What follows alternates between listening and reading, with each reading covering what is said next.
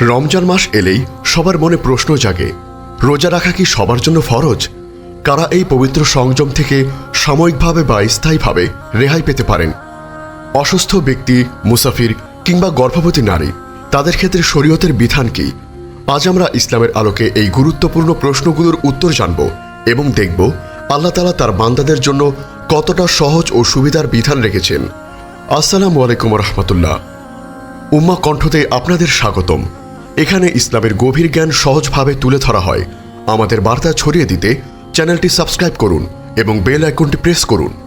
প্রিয় শ্রোতা, রমজান মাস মুসলিম উম্মার জন্য এক বিশেষ রহমত ও বরকতের মাস। এই মাসে সিয়াম পালন করা ইসলামের অন্যতম স্তম্ভ। তবে ইসলাম একটি সহজ ও ভারসাম্যপূর্ণ জীবন ব্যবস্থা, যা মানুষের সামর্থ্যের বাইরে কোনো কিছু চাপিয়ে দেয় না। তাই কিছু নির্দিষ্ট পরিস্থিতিতে রোজা না রাখার অনুমতিও দেওয়া হয়েছে। আজ আমরা আলোচনা করব কার রোজা রাখা উচিত এবং রোজা থেকে কে রেহাই পেতে পারে। এই বিষয়ে শরীয়তের সুস্পষ্ট বিধানগুলো আমরা কোরআন ও হাদিসের আলোকে তুলে ধরব। আপনার ঈমানী জীবনকে আরও সমৃদ্ধ করতে আধ্যাত্মিক জ্ঞান ও অনুপ্রেরণার এক অসাধারণ ভাণ্ডার পেতে আজই ভিজিট করুন আমাদের ওয়েবসাইট www.ummahkontho.com। রমজান মাসের রোজা পালন করা প্রত্যেক সুস্থ প্রাপ্তবয়স্ক মুসলিম নরনারীর উপর ফরজ।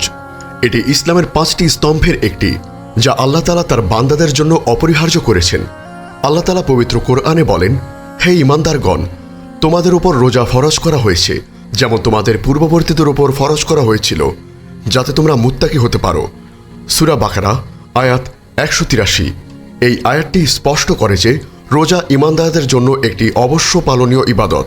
তবে ইসলাম মানুষের জন্য সহজতা নিয়ে এসেছে, তাই কিছু নির্দিষ্ট পরিস্থিতিতে রোজা না রাখার অনুমতি দেওয়া হয়, তবে পরবর্তীতে কাজা বা ফিদিয়া আদায় করার শর্তে। কার রোজা রাখা উচিত? রোজার জন্য আবশ্যকীয় শর্তাবলী।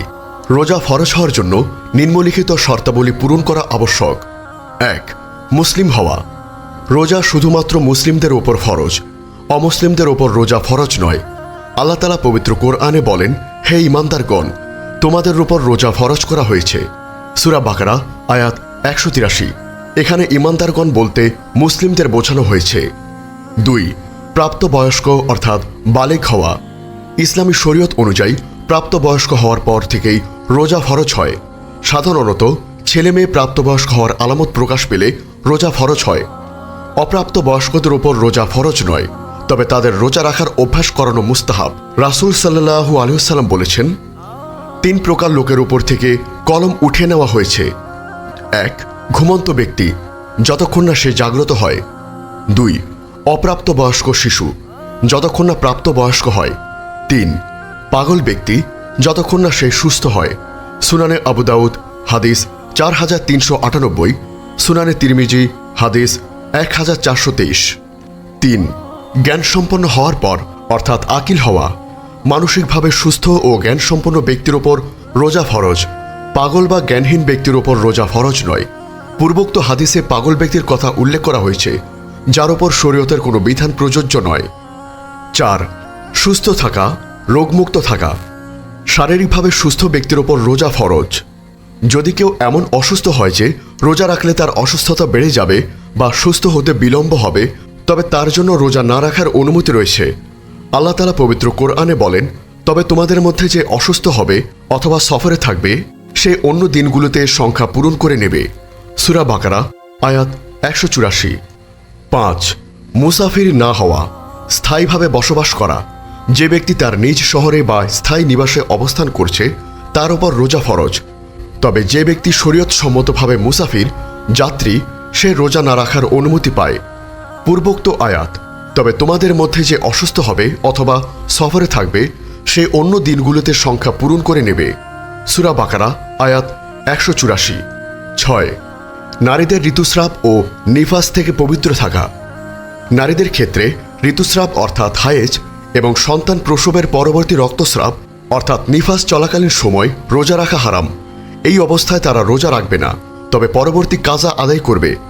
হযরত আয়েশা রাদিয়াল্লাহু আনহা থেকে বর্ণিত, তিনি বলেন, আমরা যখন ঋতুমতী হলাম তখন আমাদের রোজার কাজা আদায় করার নির্দেশ দেওয়া হতো, কিন্তু নামাজের কাজা আদায় করার নির্দেশ দেওয়া হতো না। সহিহ মুসলিম হাদিস 335। রোজা থেকে কে রেহাই পেতে পারে? রোজার ছাড়ের বিধান।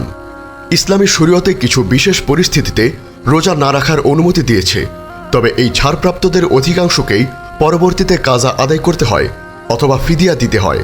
1. অসুস্থ ব্যক্তি। যদি কোনো ব্যক্তি এমন অসুস্থ হয় যে রোজা রাখলে তার জীবনহানি হতে পারে, অসুস্থতা বেড়ে যেতে পারে বা সুস্থ হতে বিলম্ব হতে পারে, তবে তার জন্য রোজা না রাখার অনুমতি রয়েছে। সুস্থ হওয়ার পর তাকে এই রোজাগুলো কাজা আদায় করতে হবে।